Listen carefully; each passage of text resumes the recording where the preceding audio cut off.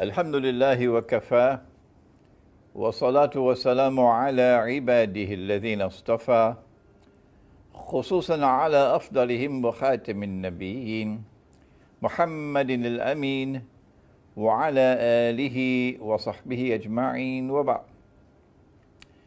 We greet you, brothers and sisters and friends, from here in my sitting room in Kuala Lumpur in Malaysia, with the universal greeting of peace. Assalamu alaikum wa rahmatullahi wa barakatuh. As we seek to address you on the subject of such paramount importance to Russia, namely Islam and Russia's tryst with destiny. We, from the world of Islam, who receive our guidance and our explanation about the reality from the blessed Quran, the Holy Quran, and from the blessed Prophet Muhammad, Allah's peace and blessings be upon him, we have a perception of Russia that the Russian people would be very interested to learn about. The Quran addresses us in Surah Al-Ma'idah and tells us that a time will come when we will most certainly find those who will have the greatest hatred and hostility and enmity for us Muslims to be the Jews, as well as those who are hell-bent on blasphemy, shirk. The verse of the Quran, بَعْدَ أَعُوذُ بِاللَّهِ مِنَ الشَّيْطَانِ الرَّجِيمِ, and we would particularly invite those who are attracted to ISIS, who believe that ISIS is the best thing that has ever occurred in modern Muslim history, and who want to join the ranks of ISIS in that jihad. They call that a jihad, I call it a bogus jihad. We would invite you to sit down and listen to the Quran so that you might wake up from your sleep.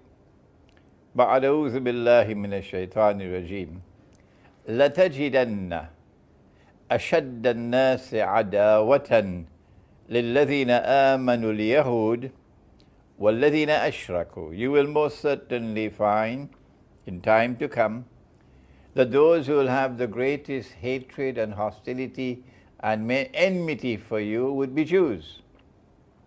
When the Quran speaks of Jews, it is not speaking about all Jews. No, that's wrong methodology. It is speaking about some Jews, not all Jews. You will find that those who will have the greatest hatred for you would be Jews. And that's clear today that the Jewish state of Israel is exhibiting more than just hatred for Muslims. It is acting in a barbarian way. But the Quran goes on to speak about those who are hell-bent on manifesting and projecting shirk or blasphemy.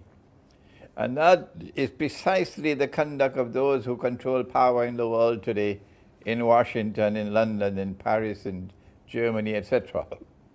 The Anglo-American Zionist Judeo-Christian Alliance are the ones who are hell-bent on projecting blasphemy and embracing all of mankind with blasphemy or shirk.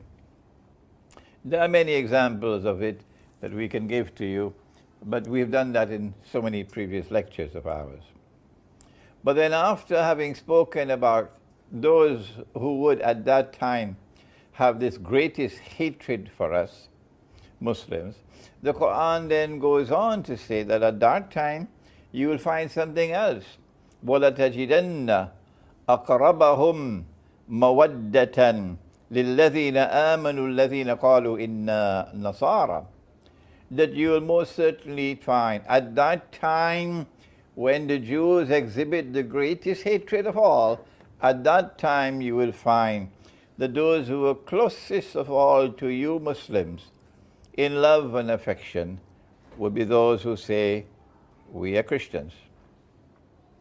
This is not Imran Hosein speaking. This is the Quran. And we invite you who are supporters of ISIS, who are supporters of the bogus Islamic State and bogus Caliphate, who are acting just as barbarian in your conduct as those who rule the world today. We invite you to listen to the Quran. Who are those Christians, we ask you, and we want an answer from you. Who are those Christians who at that time, when the Jews are most hostile of all to you, would be the closest of all to you in love and affection? ذلك بأن منهم القسيسين والرهبان وأنهم لا يستكبرون. The reason why they have the greatest love and affection for you is because they are not an arrogant people. No, those who rule the world today are an arrogant people. They believe that they have a divine right to civilize the rest of us in the world, the brown-skinned people. But they are the most civilized people. They have a chip on their shoulders, and they give us this jingoistic cry that they have come to civilize the world. That's arrogance. But these Christians are not like that. No. They are humble. They are not arrogant, says the Quran. And they also hold on to the institution of monasticism and the priesthood. Monasticism is disappearing in Western Christianity. Oh, yes. So where is monasticism still surviving amongst Christians today? We are inviting you to listen to us before you go and join ISIS in that bogus jihad. Listen to the Quran. Who are those Christians? We can easily identify the Jews who are hostile to Muslims today. We can easily identify those who are pursuing the agenda of shirk. They are those who are ruling the world today. But who are those about whom the Quran is speaking at this time when the Jews are most hostile? Who are those Christians at this time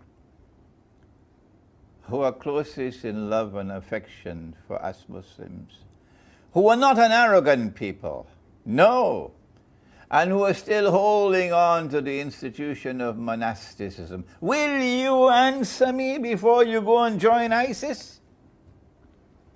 Can you answer us? Do you have the stomach to answer us?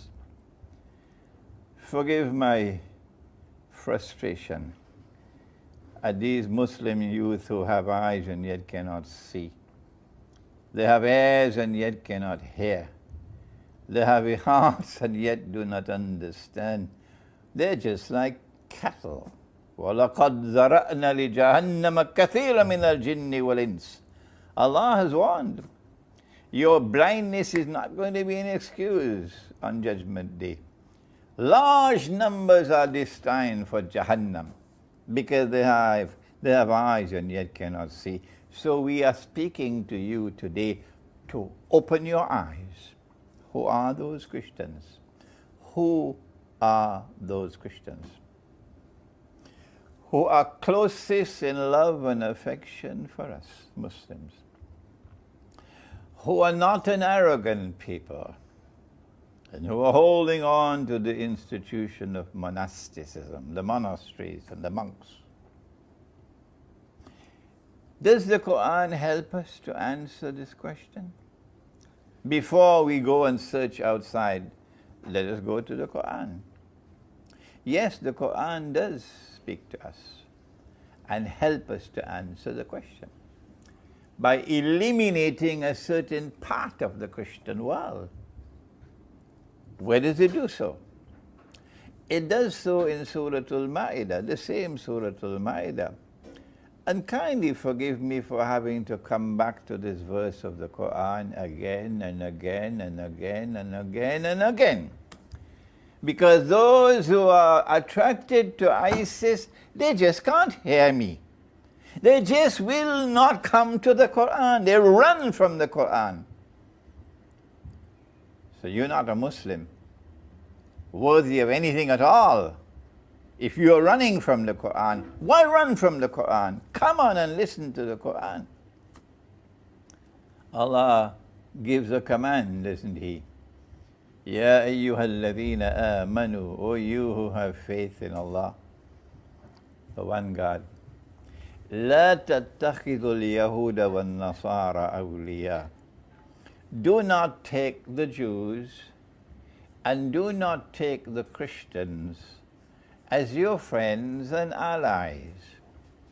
Obviously, Allah could not be speaking about those Christians who are closest of all in love and affection for us Muslims. No, He has to be speaking about some other Christians, not all Christians. Did you hear me? Those of you who are attracted to ISIS, Allah could not be speaking about all Christians. Why? Because He just said that you will certainly find in time to come that those who will be closest in love and affection for you Muslims will be those who say we are Christians. So when He gives a command, do not take the Jews and do not take the Christians as your friends and allies, He could not be speaking about all Christians. Do you understand that? Why is it so difficult for you to come to the Quran? You run to join ISIS, but you will not come to the Quran. My language is harsh today. My voice is thunderous today because I'm frustrated at these blind mice who just keep running to ISIS and say they're good Muslims. No, they're not. A good Muslim is one who thinks. Allah sent the Quran لِقَوْمِ يَتَفَكَّرُونَ. But you will not think. So today your brother Imran or your uncle Imran is trying to help you to think. If Allah is not speaking about all Christians, then He could not be speaking about all Jews. When He says, do not take the Jews and do not take the Christians as your friends and allies. So now we ask the question, will you not answer me? Which Christians is Allah speaking about? Which Jews is Allah speaking about? When He says, don't take the Jews and don't take the Christians as your friends and allies. لا تتخذوا اليهود والنصارى أولياء. The answer is right there in the words which follow. Allah says, بَعْدُهُمْ أَوْلِيَاءُ بَعْضٍ. Meaning, and if you have a better explanation of the ayah, please send it to me. Do not take such Jews and do not take such Christians as your friends and allies. بَعْدُهُمْ أَوْلِيَاءُ بَعْضٍ. Who themselves are friends and allies of each other. So which Christians and which Jews are friends and allies of each other today? Do we have a Jewish-Christian alliance in the world today? Are you sleeping? Will you not wake up? Will you not recognize that Allah is talking about the Judeo-Christian Zionist alliance? Why are you afraid of the Quran? Why do you run from the Quran but you run to join ISIS? Come to the Quran. The Quran is speaking about a Judeo-Christian. Judeo means Jewish. The Quran is speaking about a Judeo-Christian Zionist alliance, which today holds power in the world. So those Christians are eliminated from the answer, meaning Western Christianity, which is in alliance with the Zionist Jews supporting the state of Israel, which have NATO as their military arm, but the so-called Islamic government in Turkey apparently doesn't study the Quran because they are comfortable as members of NATO. I've never ever heard the Turkish government, the present Turkish government, speak even a whisper about it being incompatible with the Quran to be members of NATO. Will they ever say that? Do they have the guts to speak? Do they have the integrity to speak as Muslims and to say, no, Turkey should not be a member of NATO? It is in conflict with the Quran. Is that Islam? Is that the Islam that you are supporting? Is that the Islam that you are so happy about? Well then, now we know that the Christians who are going to be closest in love and affection to Muslims, at that time when the Jews are most hostile to Muslims, which is today, would not be Western Christianity. Is there another Christianity in the world which is not in alliance with the Zionists? Go ask the Christians of Greece. Go ask the Christians of Bulgaria. Go ask the Christians of Armenia. Go ask many of the Christians in Romania. And go ask the Christians of Russia. And they will tell you very, very quickly, we are not in alliance with the Zionist Jews. No. And we are holding fast to the institution of monasticism. The Quran refers to these Christians. Do you know that? There's a whole surah of the Quran about them. Do you know that? Those of you who are joining ISIS, will you not listen? There is a surah of the Quran called Surah Rum. And in that surah, Allah speaks about Rum. It is at the beginning of the surah. The word Rum occurs only once in the whole Quran. And he says, غُلِبَتِ الرُّوم. Rome has been defeated. I know that I have quoted these verses of the Quran several times in the past. And some of you may be tired that I am repeating. But what can I do if the people who want to join ISIS, they have ears and they can't hear? Don't I have to repeat? So that some of them at least would have some integrity and come to the Quran before they go to join ISIS. غُلِبَتِ الرُّوم. Rome has been defeated. Defeated in what? A game of chess? No, defeated in war. So we're not talking about a church, about a monastery. We're talking about an army, a state which wages war. غُلِبَتِ الرُّوم فِي أَدْنَى الْأَرْضِ. Rome has been defeated in a land close by. Close by to where? Close by to where the Quran was revealed, to Arabia. So it couldn't be Washington. Huh? No, it can't be Washington. Can't be NATO. Rome has been defeated in a land close by. وَهُمْ مِنْ بَعْدِ غَلَبِهِمْ سَيَغْلِبُونَ فِي بِضْعِ سِنِينَ. But Allah is conveying news about the future. The Quran is declaring that there is something coming in the future, not the distant future. No, the immediate future, in a few years from now. That Rome is going to reverse the defeat and will be victorious. This is a prophecy, a divine prophecy. لِلَّهِ الْأَمْرُ مِنْ قَبْلُ وَمِنْ بَعْدُ. Decision making, the command is with Allah. The first time when Rome was defeated, and the second time when Rome will be victorious. It is Allah who decides upon victory and defeat. But on that day when Rome is victorious, guess what will be the response of the Muslims? وَيَوْمَئِذٍ يَفْرَحُ الْمُؤْمِنُونَ. On that day, the believers, those who have faith in Allah, which is synonymous here with Muslims, will celebrate. So the Quran establishes a positive relationship. We are not talking about military history here. We're talking about the Quran. So show respect for the Quran, please. Don't bring any extraneous matters to it. Allah is speaking in the Quran. Will we not show respect for the Quran?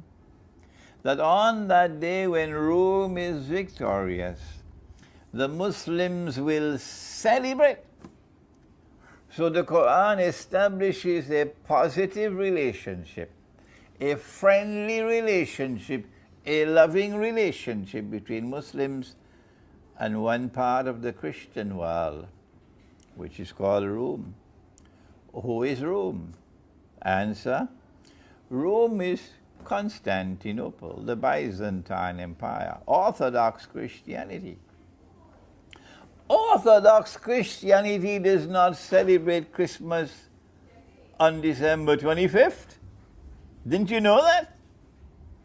That's not Orthodox Christianity, that's another Christianity, which has allied themselves with the Jews and who have given to the world Santa Claus. But Orthodox Christianity doesn't have Christmas on December 25th. No, they have their Christmas in early January. Orthodox Christianity is Rome.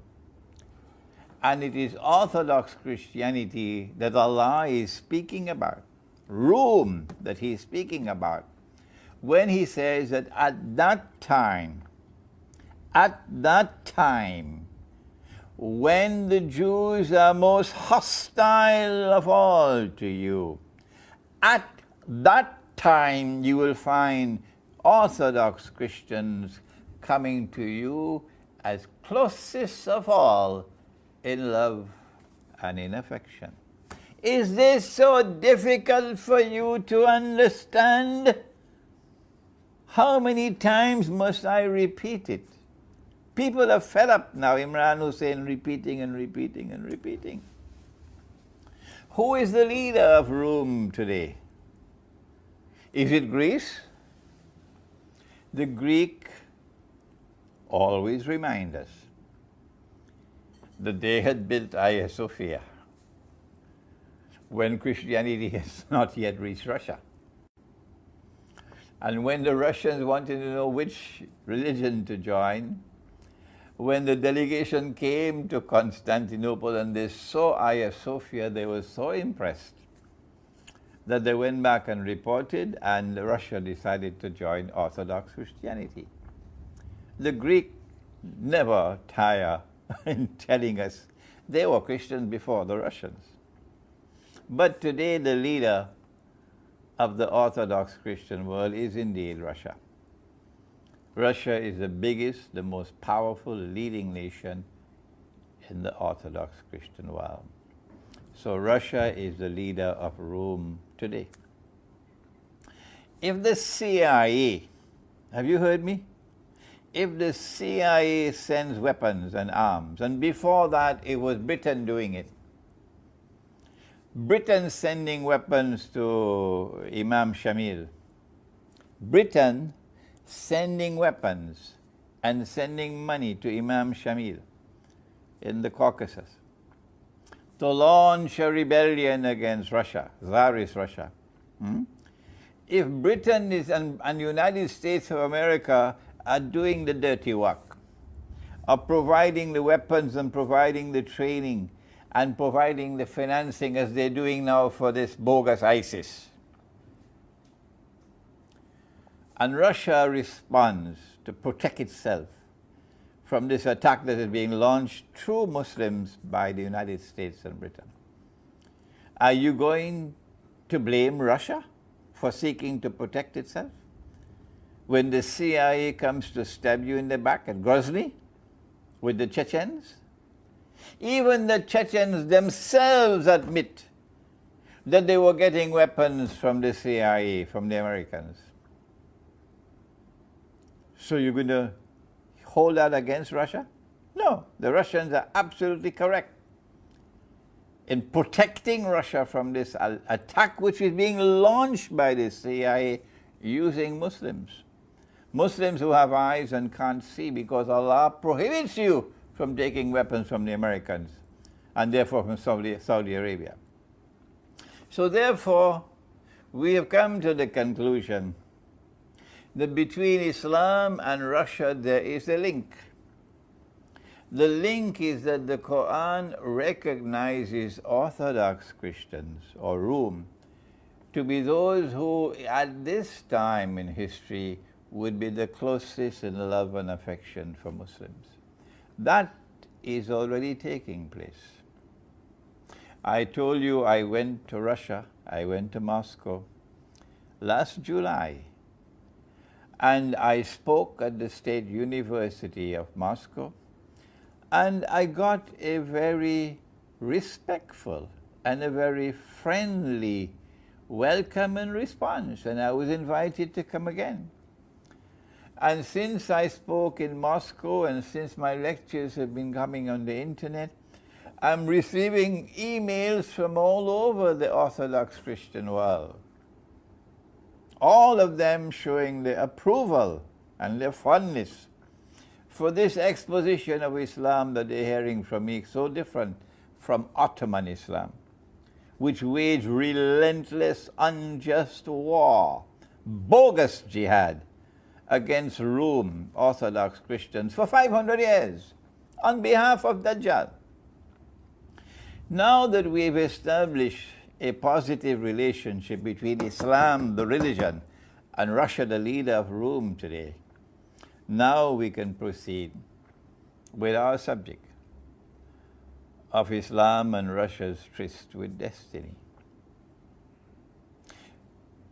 The Western world, the Judeo-Christian Zionist alliance, have been targeting Russia for the longest while. Even before the Zionist movement had been established, they were already targeting Russia. The Crimean War was fought before the Zionist movement was established. The Crimean War was the last effort that they made in warfare to try to crush Russia. And they did defeat Russia in the Crimean War, but Russia was able to survive and to turn the table within a few years. Russia was able to hold on to Crimea in the Crimean War, but with severe limitations on her use of Crimea as a naval port. But within a few years, Russia was able to turn the tables, and Russia survived. Russia survived the First World War, although Russia took the brunt of fatalities in the First World War. But at the conclusion of the First World War, they attacked Russia. The allies of Russia attacked Russia. They were the ones who launched the Bolshevik Revolution to stab Russia in the back. When the Russian troops were within an arm's length of Constantinople, and the alliance had made a pact, an agreement, that Russia would get Constantinople. But they didn't want Russia to get Constantinople. They say one thing with their lips, but in their heart there's something else. And so when the Russian troops were close to Constantinople, they launched the Bolshevik Revolution, which was done by Russian Jews. That's well known. And then the new Bolshevik government took Russia out of the war. Why? When the Russian troops are an arm's length from Constantinople, why do you take Russia out of the war? The answer is because the Bolsheviks do not want Russia to get Constantinople. That's why. And up to this day, they don't want Russia to get Constantinople. That's why. So they have to do whatever they can do to weaken Russia. So they gave Russia the Bolshevik Revolution and then the Soviet Union. And the Soviet Union, in the most Christian of all states, Russia, Holy Russia, Holy Russia. Why do I use the word holy? Because Russia is so pious in its affection for Christianity. That's why, you dum-dum. You can't understand why I'm using the word holy? Russia is the most sincere of all in its attachment to Christianity. The heart of Russia is spiritual. The heart of Russia, of Washington and London, is barbarian. But the heart of Russia is spiritual. But that's too difficult for you to understand, so you go and join ISIS. That's where you belong. Russia is intensely Christian. So they brought the Soviet Union as an atheist state to destroy Christianity. Is that so difficult for you to understand? The Soviet Union was at its heart a Zionist plant, even though the Soviets did not themselves realize it. The Zionists were at the heart of it. And for some 60, 70 years, the Soviet Union crushed and crushed and crushed the Orthodox Christian Church in Russia to destroy Russia. But Russia survived. It was the Zionist Soviet Union that set the trap for Russia when they handed over Crimea to Ukraine in 1952. Why did they hand over Crimea to Ukraine? Why? Will you not ask yourself before you join ISIS? The reason why they handed over Crimea to Ukraine, although Crimea is Russian territory, without asking the people of Russia for their permission, without speaking to the people of Crimea, no, the Soviet Union did nothing of the sort. They just handed over Crimea to Ukraine in order to set the stage for a day which is to come when Russia will be cut down to size and will pose no threat at all to anyone. And then came the time when they didn't need the Soviet Union anymore. It had done all the dirty work they wanted it to do, include forcing Turkey to join NATO. That's what the Soviet Union did. Then they dismantled the Soviet Union with the color revolution. They did it. So that when the Soviet Union was dismantled, then all the former states of the Soviet Union, which were not a part of the Russian Federation, could now be invited to join NATO. But the biggest plum of all was Ukraine. They wanted Ukraine in NATO. They finally got a coup d'etat, the Maidan demonstrations and the snipers who shot people, mercenaries out there shooting people to try to overthrow the government. But Washington and London have short memories. They only fixated about an aeroplane that was shot down from the sky, which they know about. They know who did it. And of course the Malaysians know very well who did it. But they wouldn't talk about who it is who caused the government of Ukraine to be overthrown. The reason why they wanted this regime change in Ukraine is not so difficult to understand. It's a part and parcel of the effort to stab Russia in the back, so that a pro-Western government in Ukraine would then give Russia marching orders out of Crimea. And once Russia is denied Crimea as a naval port, Russia is no longer a superpower, because Russia would not have a warm water port anymore. But they planned their plans, and Allah planned His plans. And it happened in our lifetime. It only happened recently, earlier this year. The most momentous event in the history of the Zionist movement occurred just earlier this year. What was it? Within 2 weeks, Russia was able to reclaim Crimea without a shot being fired. It was brilliant, absolutely brilliant on the part of Russia to get the people of Crimea to choose, and they chose Russia. The parliament, which was a legally elected parliament of Crimea, which was recognized as representative of the people of Crimea, that parliament voted for joining Russia. And then Russia accepted the vote. And so Crimea was restored to Russia. When Crimea was restored to Russia, things changed in the Black Sea. Russia now has no restrictions whatsoever on the use of Crimea. Russian power can now be extended all over the Black Sea, which means all the littoral states. The Russian territorial waters, the Russian economic zone now expands because Crimea is now a part of Russia. So the Black Sea is now a Russian sea. And the first people to realize that things have now changed, the Turkish government. Turkey is still a member of NATO, yes. But Turkey has realized that the strategic environment has changed.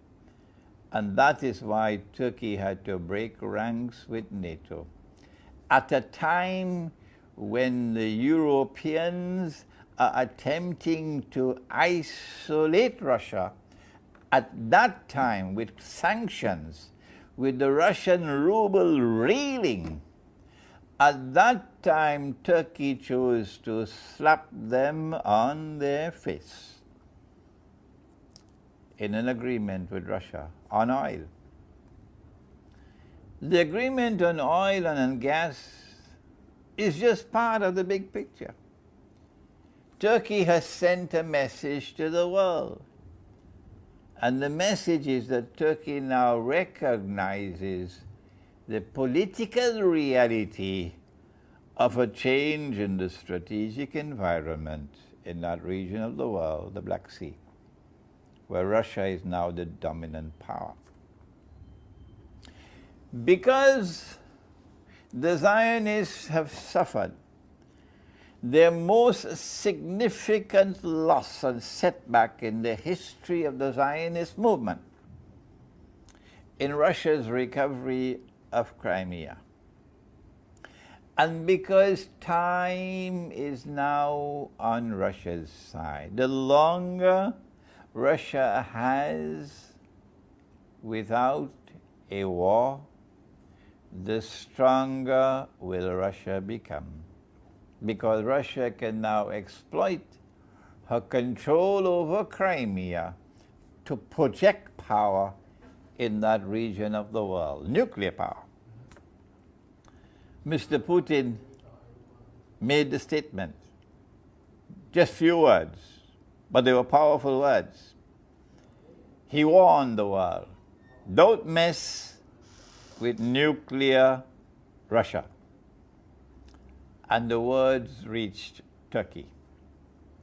And so now I am happy to say to those who listen to me in different parts of the world that the recent Turkish agreement with Russia on oil and gas is representative of a Turkish recognition of reality that the strategic environment in that part of the world has now changed in consequence of Russia's recovery of Crimea. Russia is now going to become more and more powerful every day that passes. Their response has been economic sanctions against Russia, financial sanctions against Russia. Shame on you. We in the world of Islam have a different philosophy, economic philosophy. Prophet Muhammad ﷺ set the example.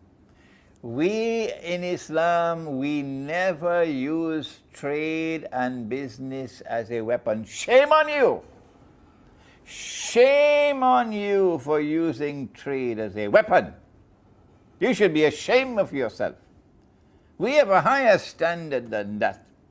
We never use economic sanctions against anybody to try to bring about regime change through economic sanctions. No. We never use trade as a weapon and business as a weapon. No. We say, إِلَّا أَن تَكُونَ تِجَارَةً عَنْ تَرَادٍ مِّنْكُمْ. The trade and business should be transacted in a manner which is mutually satisfying. That's Islam.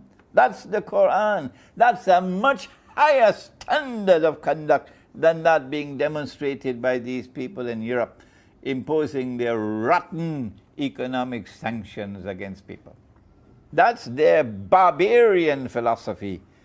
Can that compare with the refined, beautiful philosophy of Islam, in which we never use trade and business as a weapon?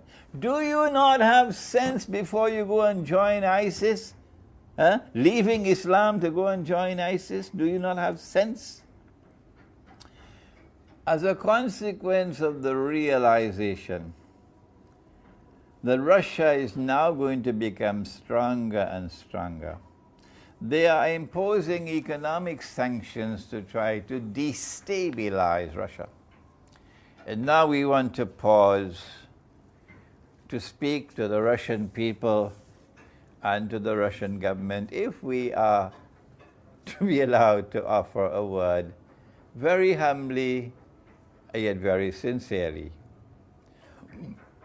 The monetary system has come from them. They constructed it, not you. They did it at Bretton Woods.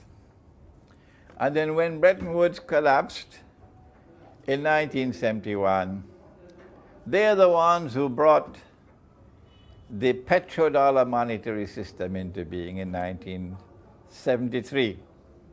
A petrodollar monetary system about which Nabi Muhammad ﷺ made a prophecy when he said that it would not be long before the river Euphrates will uncover a mountain of gold. The mountain of gold that he's talking about is an ocean of oil, which will one day function as a mountain of gold. An ocean of oil which will one day function as a mountain of gold. That happened in 1973, when the Saudis were persuaded by Kissinger to agree to sell oil for only US dollars. And so now the US dollar is no longer backed by gold, it is backed by oil. So it becomes the petrodollar.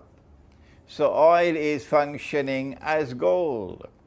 That seems to be a little bit too difficult for the Salafi to understand.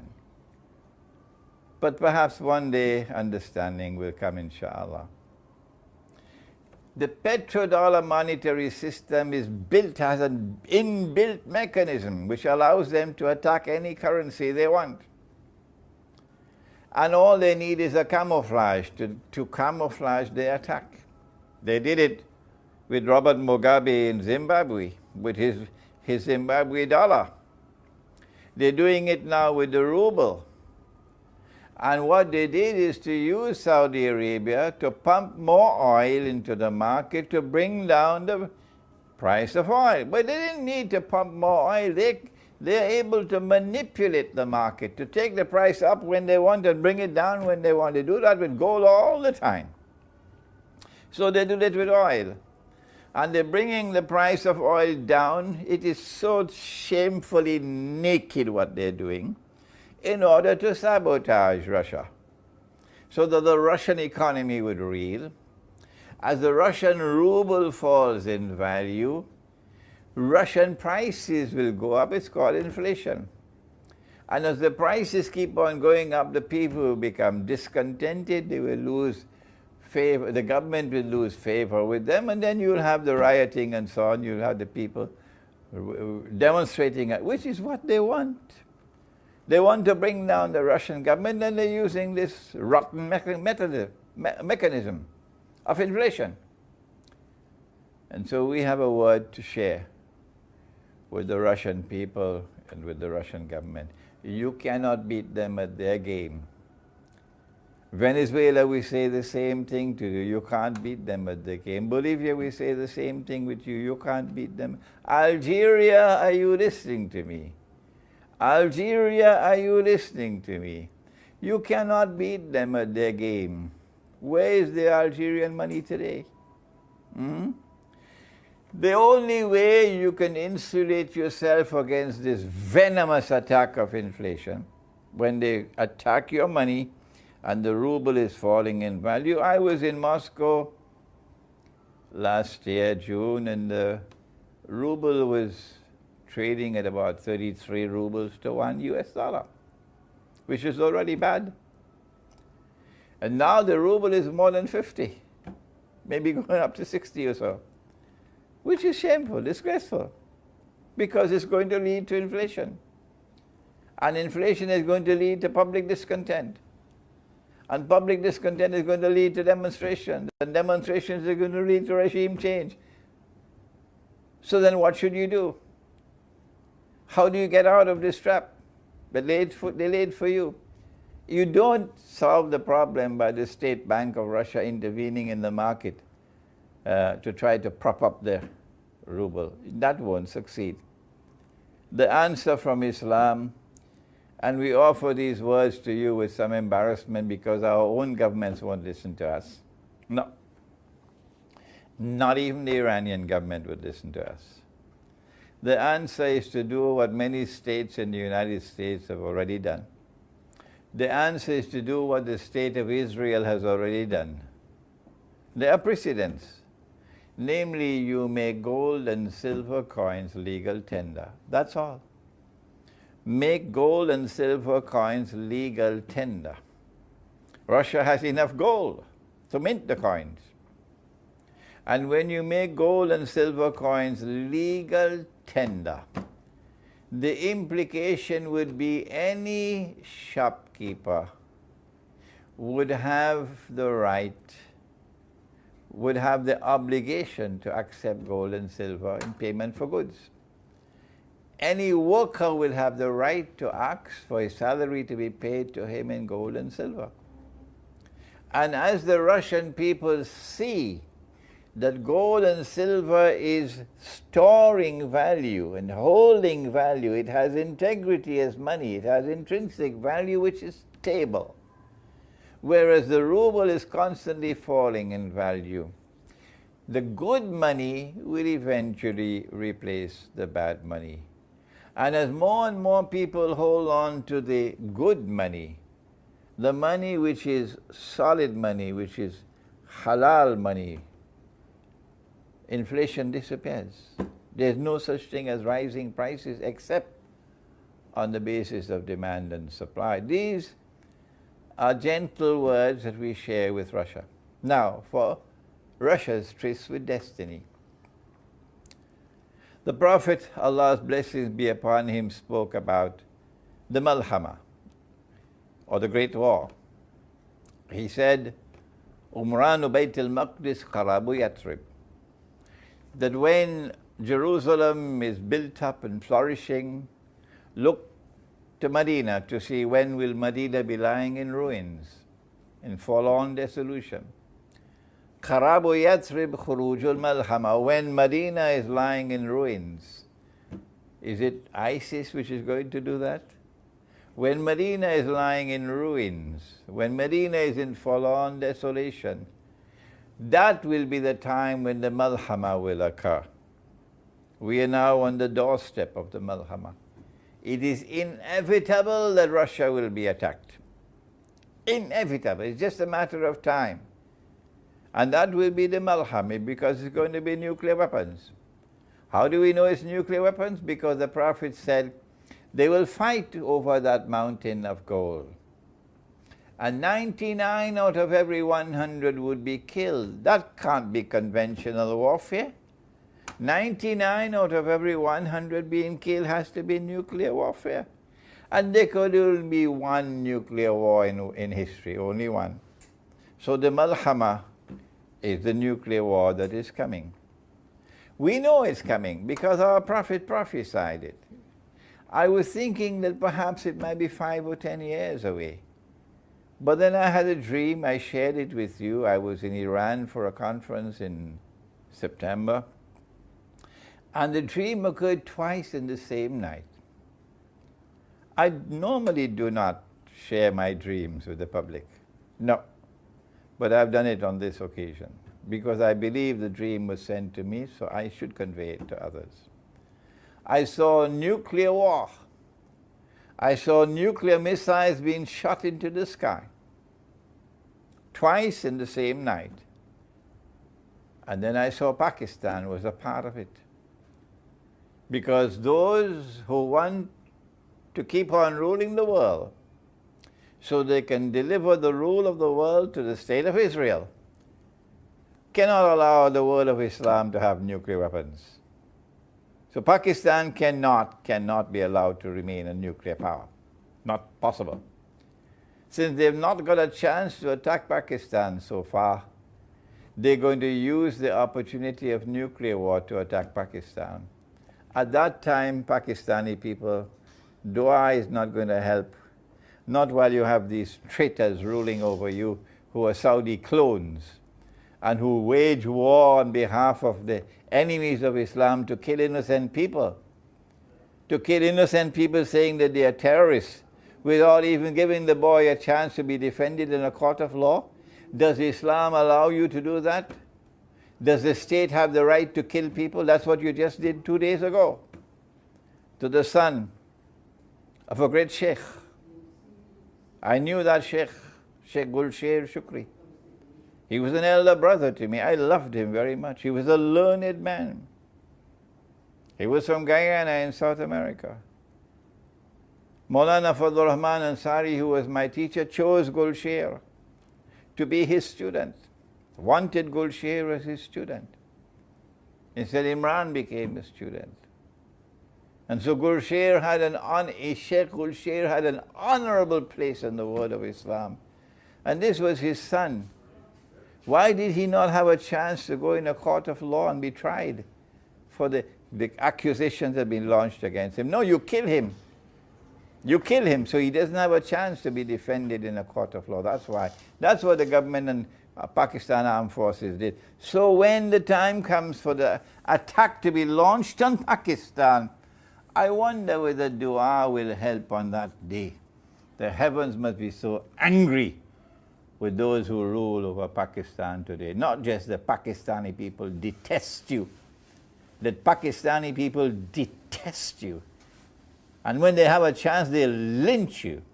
It's the heavens above also who detest you. So the Malhama is coming. And now we turn to Russia's tryst with destiny. We've spoken of it before, but maybe the Russian people didn't hear it. So today we've titled this lecture, Islam and Russia's Tryst with Destiny, so that it will attract the attention of the Russian people. That our Prophet said, Khurujul Malhama Fathul Constantiniya. That when the Malhama occurs, the next thing that will happen will be the conquest of Constantinople. What could be the military significance of a conquest of Constantinople? And who will do it? It's a Christian-Muslim alliance that will do it. Why? Because NATO today controls Constantinople. That's why. So long as this Turkish government is in power, they can never leave NATO. Not at all. I would be tremendously surprised to see this government of Turkey making any effort to take Turkey out of NATO. That's their Islamic credentials, their so-called Islamic credentials. But the question is, what military significance can there be in a world post-Malhama, a world post-Armageddon, when the world has been devastated by nuclear war? what possible significance can there be in a conquest of Constantinople by an alliance of Muslims and Rome? Answer, there is only one answer, only one answer. That conquest of Constantinople will break the back of NATO and liberate Constantinople from the control of NATO. So Turkey will remain a member of NATO until the Malhama. When that conquest of Constantinople takes place after the Malhama, the implication would be that the Russian Navy can now pass through the Bosphorus and the Straits of Dardanelles and enter into the Mediterranean. There is no other military significance. This is the only one. And so we say to you from the world of Islam, to the Russian people, we say to you, the Russian people, from Islam, that Russia will survive the nuclear war. NATO could put that in its pipe and smoke it. Russia will survive the nuclear war. And Russia will remain a naval power. There may be no more aerial warfare after that, except perhaps the state of Israel, Dajjal's flying donkey. But Russia will remain a naval power after the Malhama. And so Russia has a tryst with destiny. Why would Allah in His wisdom ordain the conquest of Constantinople after the Malhama, so that the Russian Navy could pass through the Straits of Bosphorus, the Bosphorus and the Straits of Dardanelles into the Mediterranean, other than the Russian Navy has a role to play in the liberation of the Holy Land, in cleansing the Holy Land of this barbarian rubbish, the impostor state of Israel. And if these words are too powerful for them, and they want to resort to their favorite weapon of assassination, we say to them, as we've said to them in the past, and listen to me please, you can kill a man, but you cannot kill the truth. And we're not afraid of death, not in the world of Islam, no. We're not afraid of death. And so Russia has a tryst with destiny. And that tryst with destiny is to ally itself with the world of Islam, to liberate the Holy Land, and to bring back justice and peace to the Holy Land, when truth will triumph and a Christian-Muslim alliance will achieve that success. This is the time for Muslims and Christians, Orthodox Christians, to hold hands together, reach out to hold hands with each other, to build friendship and alliance with each other. And my talk tonight is meant to wake us up. Wake us up.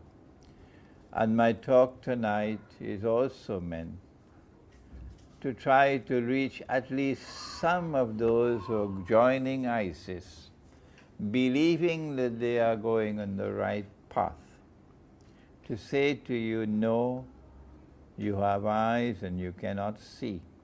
You're on the wrong path. Turn around and return to the Quran. ربنا تقبل منا إنك أنت السميع العليم وتب علينا يا مولانا إنك أنت التواب الرحيم برحمتك يا أرحم الراحمين آمين.